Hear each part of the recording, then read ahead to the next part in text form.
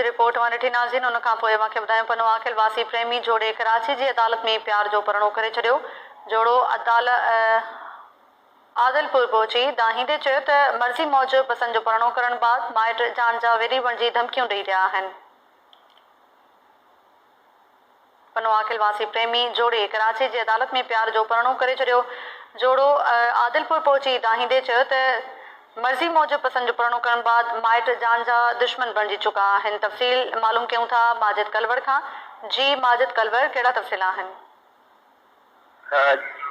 जी तारा पनो आखिल प्रेमी जोड़ो अॼु प्रेस क्लब पहुची पेशाब रंग एहतजाज कंदे दाएं जे माइट आहिनि जेके जान जा वेरी बणिजी आहिनि ऐं हिन जो चवणो त हीअ असांजे घर अंदरि तराई करे असांजे घर में बंदिशा बि पोइ कई वई आहे ऐं असां ते कोई एफआईआर पोइ दाख़िल कई आहे।